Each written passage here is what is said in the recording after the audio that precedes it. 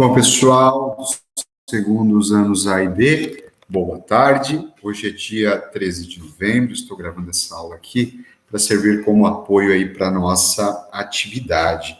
Gente, está acabando, viu? Olha só, já estamos no dia 13 de novembro e a gente está indo para a reta final, tá? Do nosso ano letivo, né? E até agora nada, né? A gente está aí aguardando. Mas olhem só, para a gente não demorar muito, eu prometo fazer uma aulinha mais curtinha. Hoje é aula de história, né? Então, na aula passada, nós falamos aí sobre o início da colonização do Brasil, né? Vimos lá vimos lá, né, a expedição colonizadora em 1532, Martim Afonso. Vimos também as capitanias hereditárias, falamos do governo geral. E agora a gente vai falar um pouquinho sobre a economia aqui da América Portuguesa. Quais foram os aspectos fundamentais aqui da economia na América Portuguesa? Primeiro, galera, é importante a gente relembrar que o Brasil, ele não figurava, né, como um objetivo aí para os portugueses. Até 1530, os portugueses eles possuíam um rico comércio com as Índias. Com o fim do comércio com as Índias, com o declínio desse rico comércio, então os portugueses decidiram ocupar o Brasil e fazer com que o Brasil desse algum lucro, né, para os portugueses. E aí, olhem só, é importante a gente destacar o seguinte: os portugueses, nesse período, eles já eram os maiores produtores de açúcar do mundo. Eles produziam açúcar em ilhas, né? Ilhas em arquipélagos, pequenas ilhas, né? As principais era a Ilha da Madeira, então Portugal está aqui, ó, a Ilha da Madeira está aqui, estão vendo? Ilha da Madeira, também arquipélago dos Açores, né? Que é um arquipélago que já está aqui na África, Cabo Verde, também um arquipélago que está localizado próximo ao litoral africano. Isso é importante entender por quê? Os portugueses, eles eram os maiores produtores de açúcar do mundo. E o açúcar era um produto realmente muito valorizado, né? Era um produto realmente caro, chamado ouro branco. Como os portugueses, eles não haviam encontrado metais preciosos aqui no Brasil, e eles sabiam produzir açúcar. Então, Portugal resolve adotar a experiência açucareira aqui no Brasil. Então, nós teremos a instalação dos primeiros engenhos de açúcar aqui no Brasil. Então, aqui tem uma obra de arte do Benedito Calixto que mostra um engenho chamado Engenho de Trapiche. Engenho de Trapiche é esse engenho que você tem uma grande moenda, né? A função dos escravizados era o transporte dos feixes de cana-de-açúcar, né? E encaixar os feixes de cana-de-açúcar nessa gigantesca moenda. O que fazia girar, né, essa moenda era justamente esses bois aqui, ó, estão vendo aqui? Bois. Então, o africano ficava tocando os animais, e aí o boi, né, através da força animal, da tração animal, as moendas, elas giravam, e aí você tem o esmague da cana. A produção de açúcar, então, toda ela era realizada pelos escravizados africanos. Então, desde a derrubada de florestas, o plantio, né? O plantio das mudas de cana, o corte da cana, o transporte até o engenho, até a moenda, e o esmague da cana-de-açúcar, a fervura, né, do caldo da garapa, e a acomodação do caldo da garapa em formas que recebia o nome de pães de açúcar, né? Então, toda a atividade de produção de açúcar aqui no Brasil, São Vicente, aqui no litoral paulista, e lá no Nordeste, Pernambuco e Bahia, tudo isso era feito pelos trabalhadores escravizados, tá? Os primeiros engenhos, eles foram instalados aqui no Brasil com ajuda, com financiamento de grana holandesa. Portugal não tinha grana, foi pedir lá para os holandeses, e aí os portugueses estabeleceram uma parceria com os holandeses, né?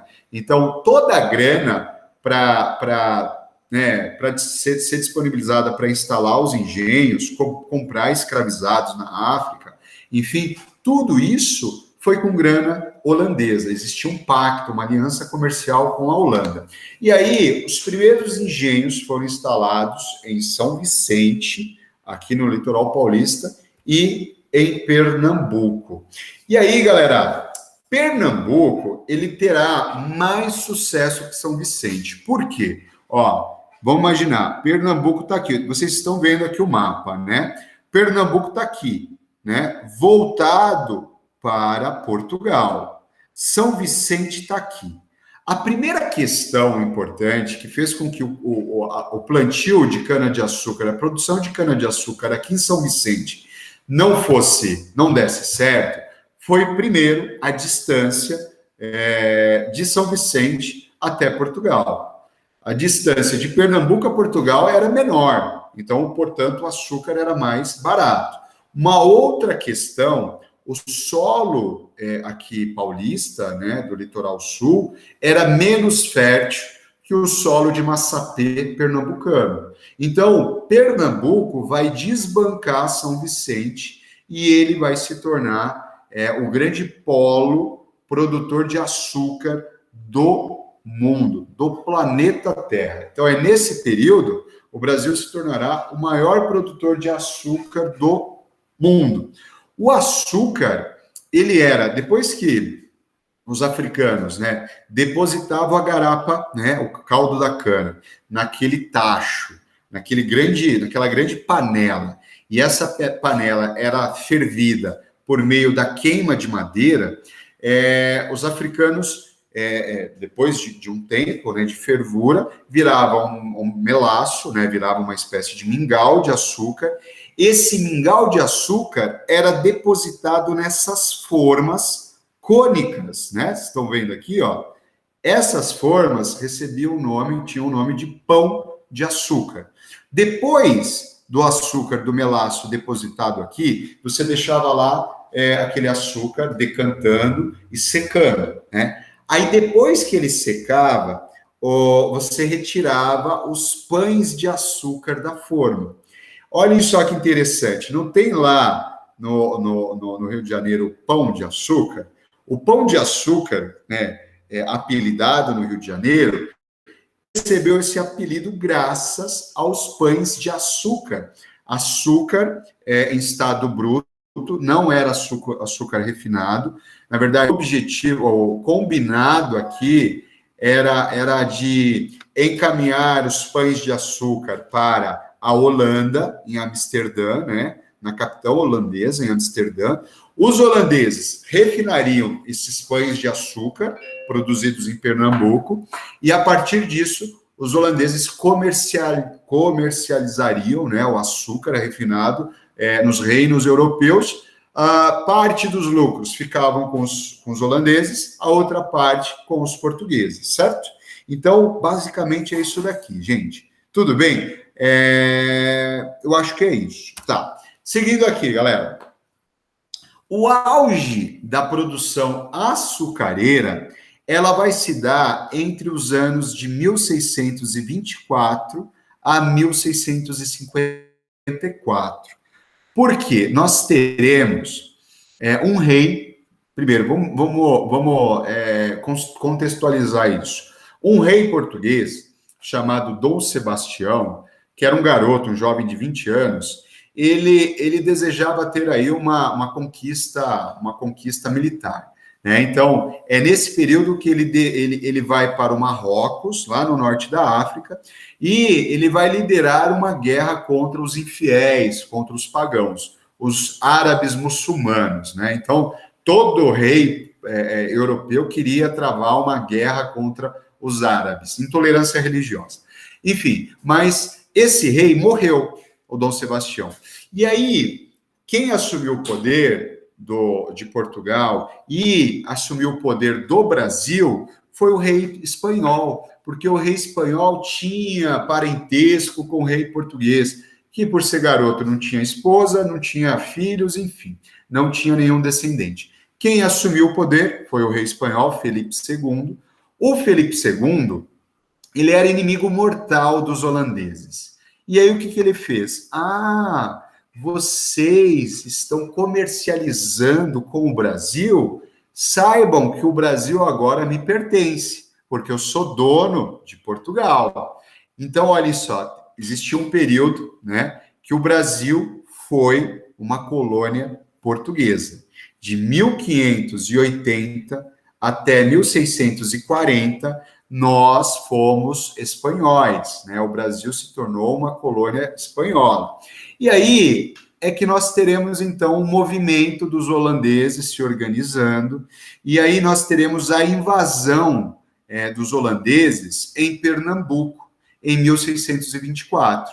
E aí os holandeses, eles vão se instalar e vão criar o que ficou conhecido como Nova Holanda. Olhem só, gente, o Brasil, parte do território brasileiro já foi holandês.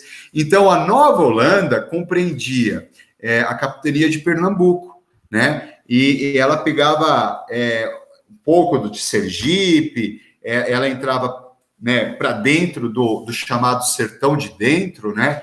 O Rio São Francisco, enfim.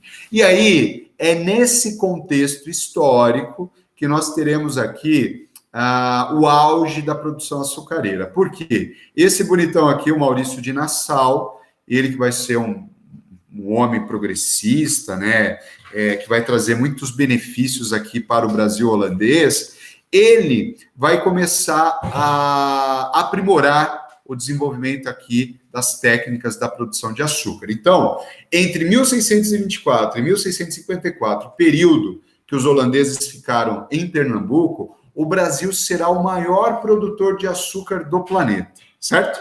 A economia do açúcar, ela acabou dinamizando outras atividades, como a pecuária. Então, a pecuária ela era importante por quê? Porque o boi, ele era utilizado, o boi que é um animal que não é daqui, ele foi trazido pelos portugueses, né? O boi, ele é um animal que oferecia, né, o boi, a vaca, ou seja, o bovino, né? Eles ofereciam comida, né?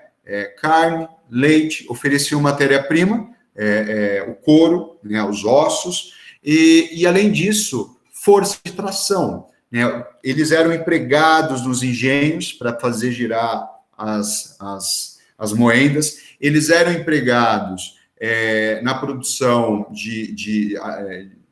no transporte de açúcar, no transporte de mercadorias, enfim. O gado, ele começa a ter, a pecuária começa a ocupar um espaço importante. E aí, a pecuária, a produção de gado, ela vai ser importante porque nós teremos aí a interiorização da colonização, ou seja, os portugueses, os luso-brasileiros, eles vão para o interior do Brasil por conta da produção de gado. E aí nós teremos o Rio São Francisco, que ficará conhecido nesse período como o Rio dos Currais. Por quê? Porque você vai ter várias fazendas pecuárias surgindo à margem do Rio São Francisco.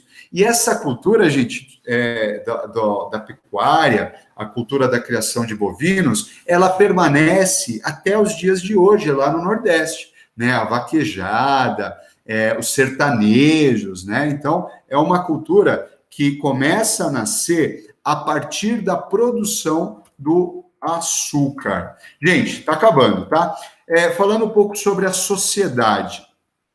Surge, então, uma sociedade patriarcal, uma sociedade extremamente machista, em que você tem lá o engenho, né? O engenho é aquela grande fazenda Dentro daquela grande fazenda, você tem lá o lugar que é destinado para a moenda do açúcar, você tem lugar que é destinado para a produção da cana-de-açúcar, lugar que é destinado, por exemplo, para a morada do dono, que se chama o senhor de engenho, ele é conhecido como senhor do engenho, ou seja, o dono do engenho. Você tem local para a reza, né? Então, se instala-se igrejas dentro das fazendas. Nós temos aqui também a senzala, que é o lugar destinado aí para os escravizados, né? Os negros escravizados. E aí, dentro dessa sociedade, nós temos uma figura emblemática, que é o senhor de engenho. O senhor de engenho, que é o dono de tudo, ele não era só dono da terra, ele não era só dono dos escravos, das canas, ele era dono das pessoas. Então, ele assumia o poder absoluto sobre todos. Então, ele tinha poder sobre sua esposa, né? O machismo aqui no Brasil nasce nesse momento, né? Ele tem poder sobre a sua esposa, ele faz o que bem entender da sua esposa assume uma condição de subalternidade, ele tem poder sobre os filhos. É aqui, nesse contexto, que nascem os casamentos arranjados, né? Então, os casamentos, eles eram uma espécie de alianças políticas entre as famílias poderosas aqui no Brasil, né? Os senhores de engenho. Enfim, o senhor de engenho, ele assume uma condição aqui de superioridade. Todo mundo queria ser o senhor de engenho. Todo mundo queria matar o senhor de engenho. Ele era um posto muito, muito, muito apreciado por muitos. Além do senhor de engenho, você tinha, dentro das fazendas, homens livres, era a minoria. Homens livres, esses homens livres eram geralmente mestiços, né? Mas existiam portugueses também. Esses homens livres trabalhavam nas roças, trabalhavam como carpinteiros, como barqueiros, trabalhavam na produção de roupas, vestuário, enfim, e a grande maioria, né, era formada por escravizados. Homens, mulheres, crianças que foram arrancados do continente africano, da costa atlântica da África, e que foram trazidos aqui para a América para trabalharem de forma absurdamente violenta, violando toda a dignidade. Na verdade, o escravizado, ele não tinha propriedade sobre o seu corpo. Quem era dono era o senhor de engenho, o senhor de escravo. Então, o senhor de engenho, o senhor de escravo, ele tinha plenos direitos sobre os escravizados. Por quê? Eles não passavam de mercadorias. O senhor de engenho tinha comprou. Então, ele poderia castigar, ele poderia humilhar, ele poderia, inclusive, matar, porque, afinal, ele havia comprado, tá? O senhor de engenho, como o professor comentou, exercia um tenso controle aí sobre a sua mulher, sobre os filhos e sobre todas as pessoas que estão ali orbitando, né, nessa sociedade. É aqui, galera, eu destaquei para vocês, que surge essa mentalidade senhorial, essa mentalidade machista, essa mentalidade que diz que o outro tem que servir, essa mentalidade que dura até hoje nesse país. Então, os membros da nossa elite, né, pensam dessa forma ainda nos dias atuais. Nós temos que servi-los. Essa mentalidade de senhor, senhorial, nasce aqui nesse momento. Gente, só para encerrar, e aí eu encerro aqui a nossa aula.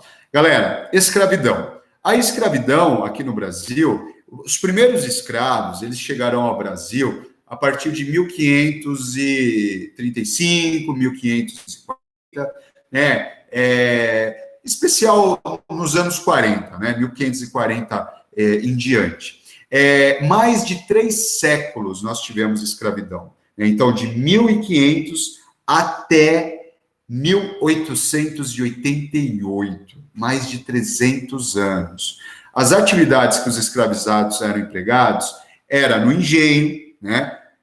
Cultivando alimentos, criação de animais. Eles serviam como transporte, né? Então era muito comum o senhor de escravo ser conduzido por escravos, né? Naquelas liteiras. Então, os escravos eram meios de transporte, comércio, serviços domésticos nas minas.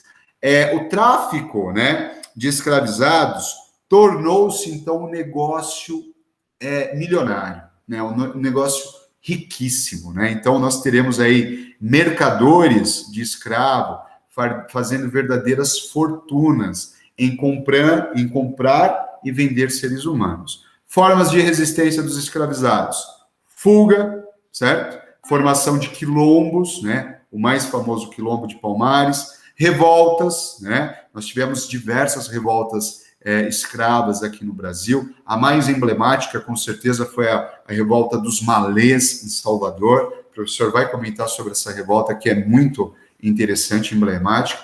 Assassinatos, né? Assassinar feitores, assassinar aqueles que estavam o caçando, enfim, e suicídios. Era muito comum o suicídio entre os escravizados. É isso, galerinha. Obrigado por hoje. Desculpem aí se o professor acabou se alongando. Boa sorte aí na atividade e qualquer dúvida é só escrever para o professor, tá? Um abraço, até mais. Gente, bom final de semana para vocês.